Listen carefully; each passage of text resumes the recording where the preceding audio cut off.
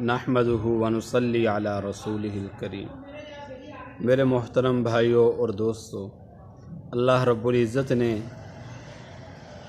سب چیزوں کو بنایا اور اس کے بعد کچھ چیزوں کو اللہ تعالیٰ نے حرام فرما دیا، کچھ کو حلال کر دیا، اور جو ہمارے حق میں بہتر تھی، اچھی تھی، ان کو اللہ نے ہمارے لیے حلال فرمایا، اور جو ہمارے حق میں نقصان دہ تھی ہر لحاظ سے، ان کو اللہ رب العزت نے حرام فرما دیا۔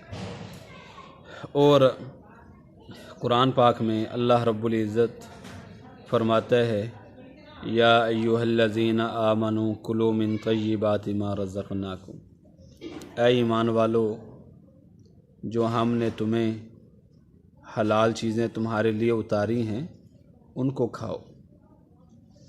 اور ایک جگہ اللہ رب العزت فرماتا ہے، یا ایھا الرسل کلوا من الطیبات واعملوا صالحا، اے رسولو، حلال چیزیں کھاؤ اور نیک اعمال کرو۔ ایمان والوں کو اسی بات کا حکم فرمایا جس چیز کا رسولوں کو حکم فرمایا۔ انسان کے جسم میں اور ایسے ہی دین پر چلنے میں، نیک اعمال کرنے میں خوراک کا بڑا دخل ہوتا ہے، وہ حلال ہے یا حرام ہے، اس کا بہت بڑا دخل ہوتا ہے۔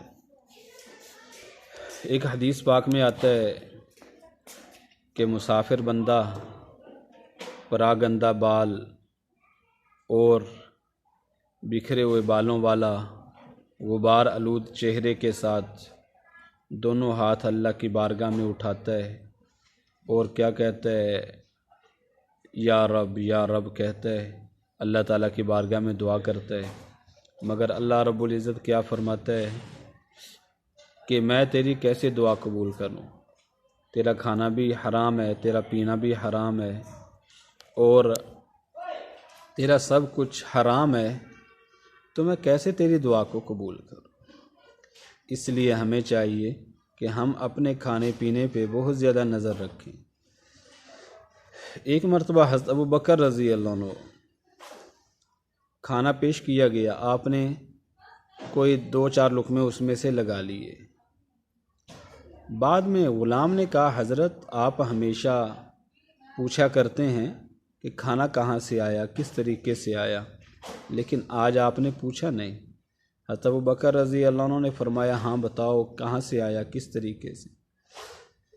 اس نے کہا، جی میں اسلام سے پہلے زمانہ جاہلیت میں کہانت کا کام کرتا تھا کہ ہاتھ دیکھ کر غیب کی خبریں۔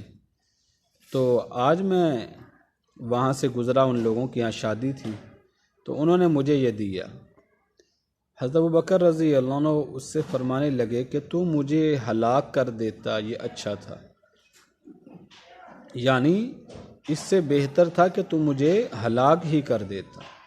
اس کے بعد حضرت ابوبکر رضی اللہ عنہ نے حلق میں انگلی ڈال ڈال کے قے کرنا شروع کیا، قے، تاکہ جو کھانا اندر گیا ہے وہ باہر آئے کسی طریقے سے۔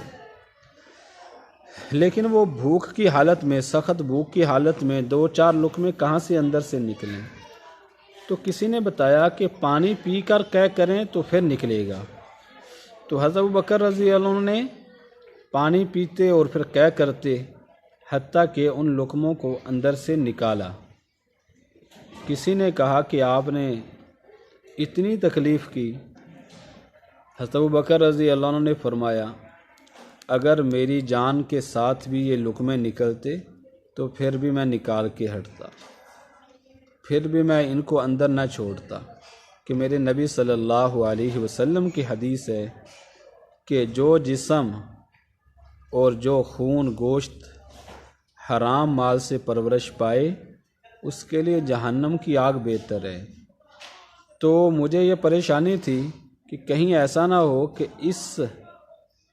ان لقموں سے کہیں ایسا نہ ہو کہ میرا اندر کوئی خون یا گوشت جسم کوئی اندر بن جائے، اس لیے میں نے ان کو نکالا۔